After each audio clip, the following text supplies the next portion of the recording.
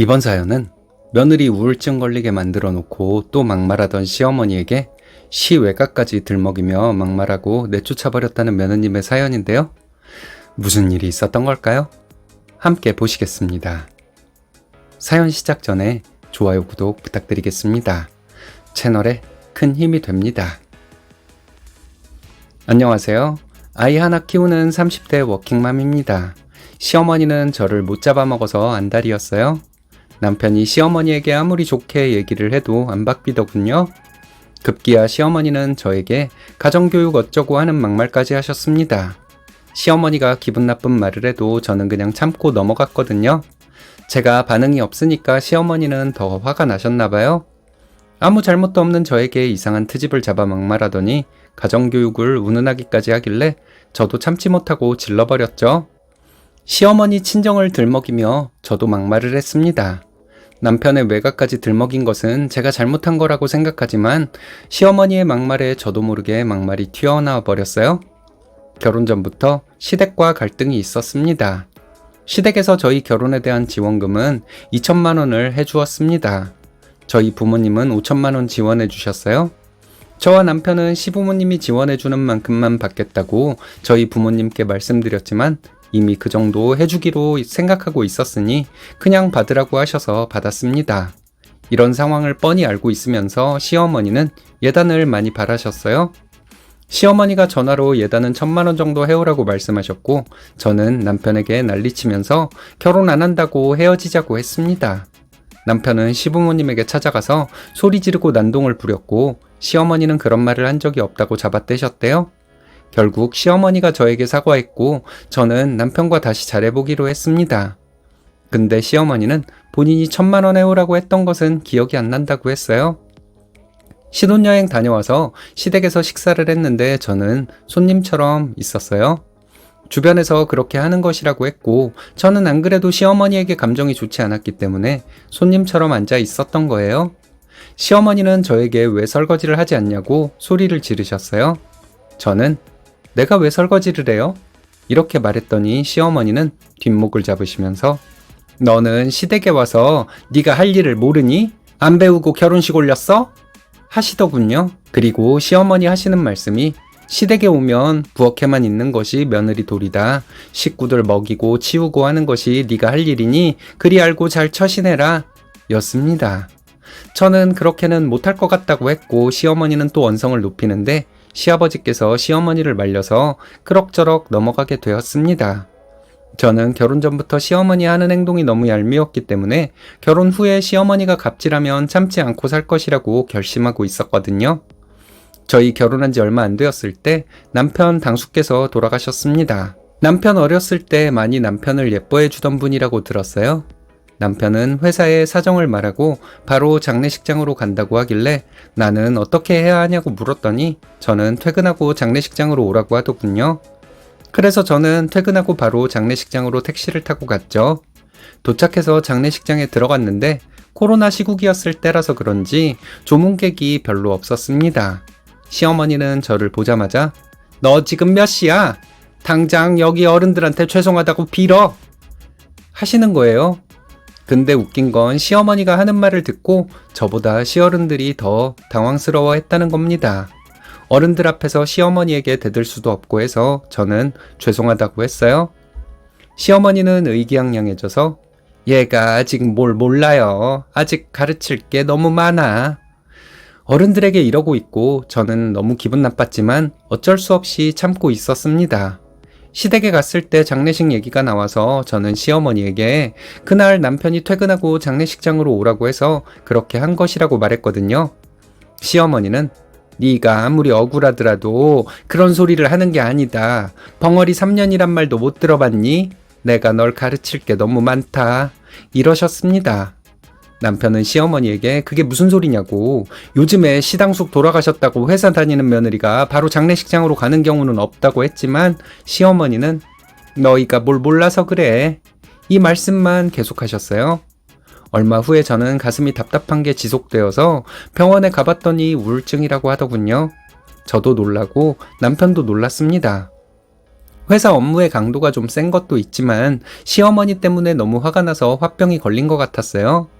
남편은 시어머니와 통화도 하지 말고 시댁에 가지도 말라고 했습니다. 시어머니와 통화를 하지 않고 지냈더니 증상이 금세 호전되더라고요. 남편은 시어머니에게 제가 우울증 증세가 있다는 것을 알리고 저에게 전화하지 말라고 했습니다. 그리고 시댁에 가야 할 일 있으면 남편 혼자 갔어요. 남편이 시어머니와 통화하는 것을 옆에서 들은 적이 있었습니다. 시어머니는 며느리 하나 잘못 들어와서 이게 무슨 꼴이냐? 이런 식으로 말씀하셨고 남편은 엄마 때문에 땡땡이가 힘든 것도 있다. 근데 왜 말을 그런 식으로 하냐? 이런 대화가 오가고 있더라고요. 시어머니의 결론은 내가 잘못한 것은 없다.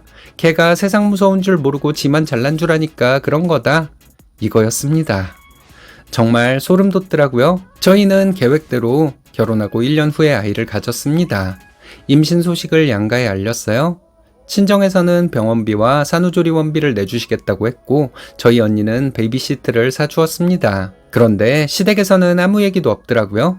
무슨 얘기가 있었다면 남편이 저에게 바로 얘기를 했겠죠. 초산이지만 저는 진통도 오래 하지 않고 자연분만으로 출산을 했어요. 친정 식구들은 병원에 와서 축하해 주었습니다. 저희 아빠는 장명소 가서 이름을 지어 오셨어요.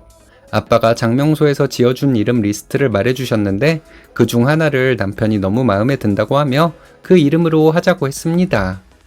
조리원에서 퇴원할 때쯤에 남편이 조심스럽게 얘기를 꺼내더라고요. 아빠가 애기 보고 싶다고 하시는데 어떻게 하지? 이러는데 어쩔 수 없이 퇴원하면 집으로 한번 오시라고 해. 이렇게 말했습니다. 퇴원하고 얼마 후에 시부모님이 아기를 보러 저희 집으로 오셨어요.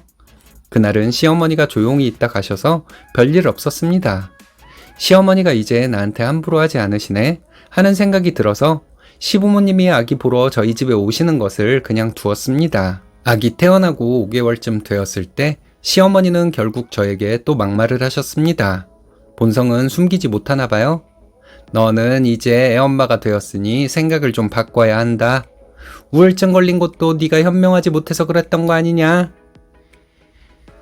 시어머니의 이 말을 듣고 바로 든 생각이 이제 또 슬슬 시작하시는구나 였습니다. 그때 남편과 시아버지도 옆에 있었어요. 저는 아기 앞에서 독한 소리 하기 싫어서 어머님 때문에 제가 너무 화가 나는 일이 많았어요. 그래서 화병이 걸렸던 거예요. 어머니랑 연락 안 하고 지내니까 싹 나은 걸 보면 알잖아요.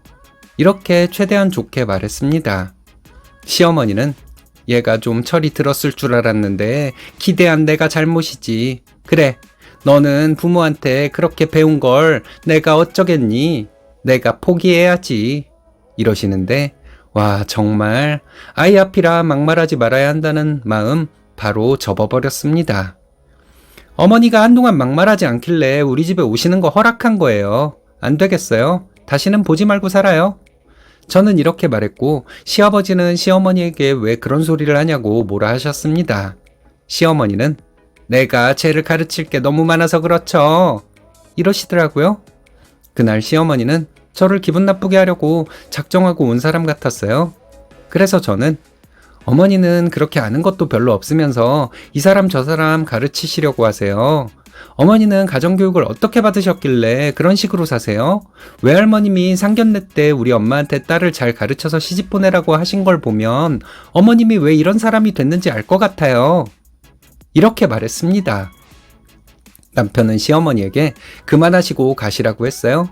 시어머니는 며느리면 며느리답게 행동해야지 이거 뉴스에 날 일이다 하시더군요. 어머님이 사람답게 행동하지 않는데 제가 왜 며느리다워야 해요? 이랬어요. 시아버지는 저에게 미안하다고 하시면서 시어머니를 데리고 나가셨는데 시어머니는 현관문을 나설 때까지 저에게 막말을 하더라고요. 저는 웃으면서 시어머니 말하는 거 못 들은 척 했죠. 현관문 닫히기 전에 저는 시어머니에게 우리 다시는 볼 일 없을 거예요. 서로 피곤하잖아요. 이렇게 말했습니다. 남편은 시아버지가 아기 보고 싶다고 하셔서 마음 약해졌는데 자기가 괜한 행동을 한 것 같다고 하더군요. 사실 나는 자기가 속상해할까봐 시어머니가 막말을 해도 듣고 말았는데 내가 마음의 병까지 걸리고 나니까 참고만 있어서는 안 되겠다는 생각이 들었다고 미안하다고 했습니다. 남편은 잘했다고 말해주더라고요. 시어머니는 그날 저녁에 저에게 저주하는 문자를 보냈습니다. 네가 그러고도 네 새끼가 잘 될 것 같냐? 두고 보겠다. 장문의 문자였지만 내용의 요지는 이거였어요. 참 어이가 없더라고요. 저는 그냥 넘기려다가 며칠 후에 답장을 보냈어요. 어머니는 우리 결혼 전부터 해주는 것은 별로 없으면서 바라는 것만 많았다. 가정교육을 그렇게 받았냐? 가끔 칠거지약을 들먹이셨는데 남편의 외가는 전통 같은 것은 전혀 모르는 집이다. 옛날에 아무리 막대 먹은 집이라도 어머니처럼 며느리를 괴롭히는 시어머니는 없었을 거다. 예의도 모르는 무식한 집안의 딸로 자란 것을 창피한 줄 알고 조용히 사시면 사람들한테 덜 미움받을 것이다. 이렇게 답장을 보냈습니다. 아니나 다를까 시어머니 전화가 바로 오더라고요. 계속 전화 오는 거 안 받고 문자로 어머니 저한테 쌍욕 퍼부으시려고 전화하셨어요? 이제 전부 차단합니다. 이렇게 보냈어요. 본인 때문에 며느리가 우울증 증세까지 보였는데 그래도 막말을 한 시어머니를 어떻게 용서할 수가 있을까요? 아기 보고 싶다고 해서 다시 왕래를 시작한 것이 잘못이었나 봅니다. 시아버지께는 좀 죄송하지만 어쩔 수 없을 것 같아요. 남편도 시어머니가 또다시 본색을 드러낸 것 때문에 저에게 미안해하고 있어요. 이젠 시어머니를 완전히 버렸으니 마음이 편합니다. 못된 며느리 되고 마음 편히 살려고요.